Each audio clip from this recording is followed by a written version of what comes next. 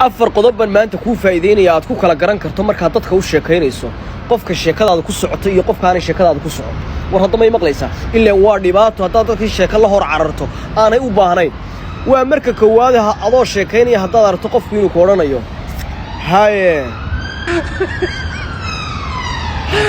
gartay qofka sheekadaada ku socon sida ugu dhaqsaha badan idaacadda aad ku furtay ka dami meeshana ka kacay fursad si ilaa waa dhibaato ilaa hadda sheeka la hor carartay waa qofka labaad haddaad aragto adoo sheekaynaya qofku oranaya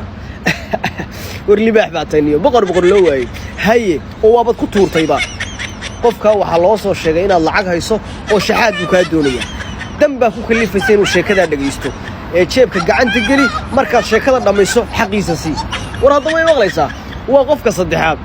hadda adoo sheekaynaya aad aragto qofkii inuu ku oranayo gartay haye aynkaas qofkaasi xarash buu ku hayaa sida ugu dhaqsaha badan sheekadaada stop dheh ka dur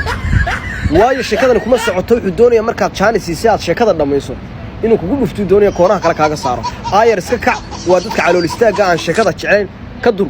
war hadda ma maqlaysaa waa qofka afraad haddaad aragto adoo sheekada wada qofka odhanaya haye